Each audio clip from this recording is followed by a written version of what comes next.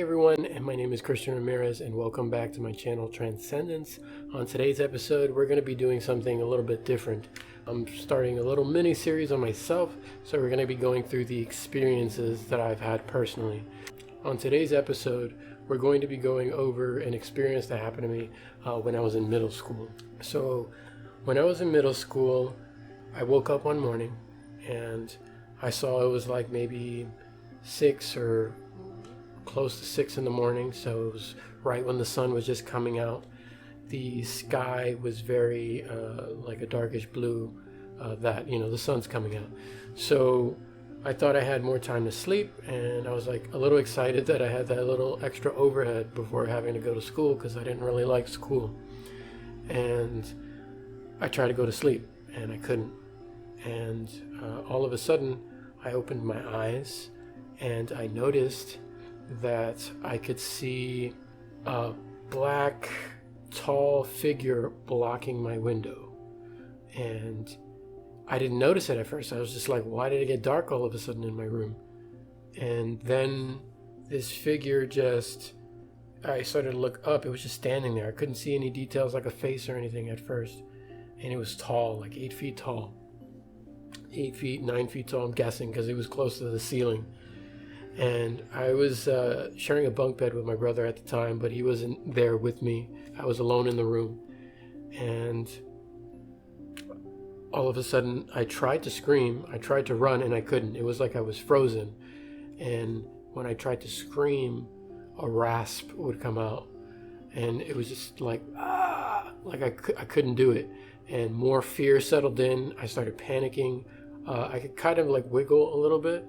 So I kind of like try to wiggle and try to hide under the covers. I tried to close my eyes and hope to God it would go away. I was super frightened. And I opened my eyes, took a peek, and it was gone. It wasn't there anymore. But then I noticed the black shadow standing at the foot of the bed. And then it popped down and leaned forward. And it started to reach in. And its fingers, it was kind of like wispy, ghosty looking, so it was just like his fingers started to stretch and reach over me. And this experience I never forgot it, because it was very real, very real.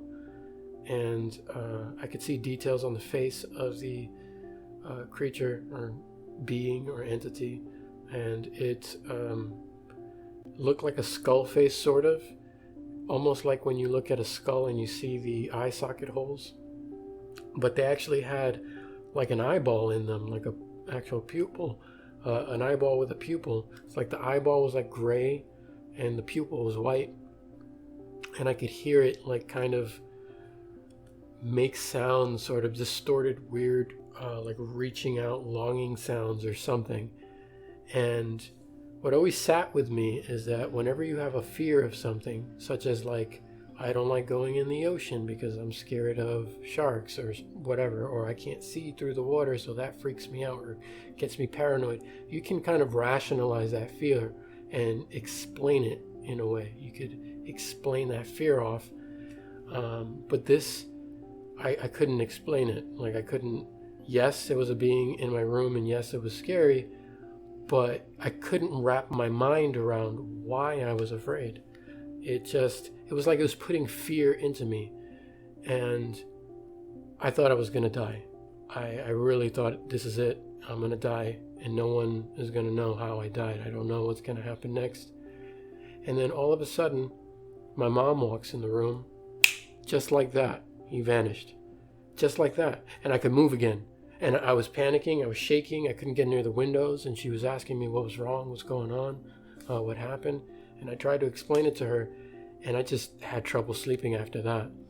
And I looked into it a little bit more years later, and people have described these experiences in what's called sleep paralysis.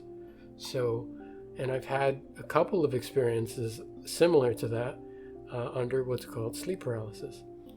And I find it a very fascinating topic. I didn't want to be afraid anymore, so I tried to delve into it. And I checked on YouTube, checked forums, trying to find answers as to what sleep paralysis was, doctors explaining it away. But what I knew I experienced was real. It was real. This was no dream. I know what a dream is like. And I know what reality is like. I know what it's like to talk to a person in person and know that what we're having is a real experience. That's what it felt like. And yeah, it terrified me, but I didn't want to be afraid anymore. I tried to understand it. I started to look into, again, like YouTube videos. And what they said was, when you have sleep paralysis, the perfect time to astral project is when you have sleep paralysis. But they also say that you're in a state of in-between. It's almost like your soul consciousness is not fully integrated into your body. And that's actually what it feels like. It feels like you're in your body, but not fully there. Someone has said that it's kind of like feeling like a slab of meat, and you can't do anything. You feel like completely paralyzed. You can kind of wiggle, sort of, but it's like being under a very heavy dosage of a drug, except you don't have the awareness of being on a drug. It's like you're perfectly awake, but your body isn't.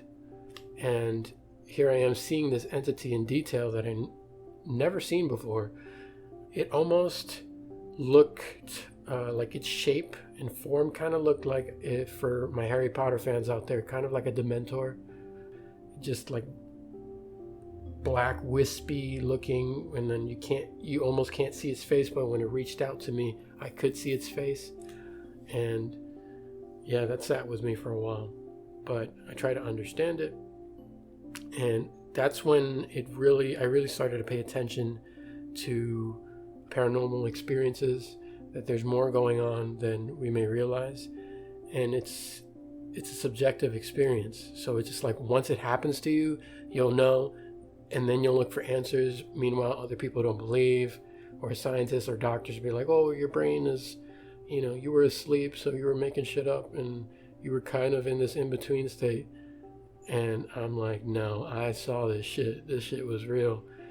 Another interesting characteristic of a story like this, and it correlates, is when my father actually told me a story about when he was a little boy, and he was afraid of the dark, and he wanted to sleep with my grandparents.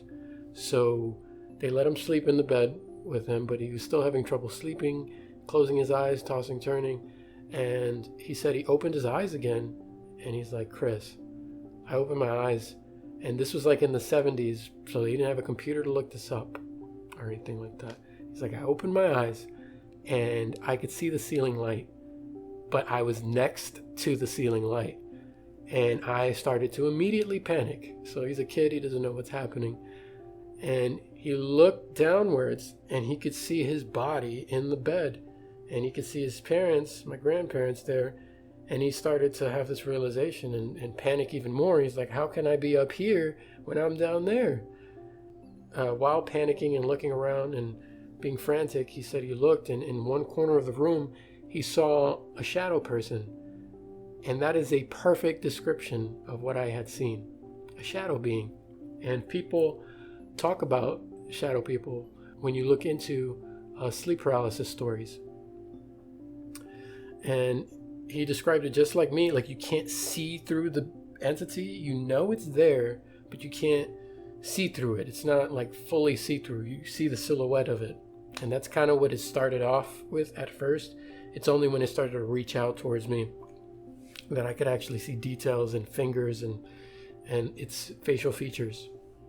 And that's a really big start to this journey into looking into the paranormal and supernatural stuff for me personally.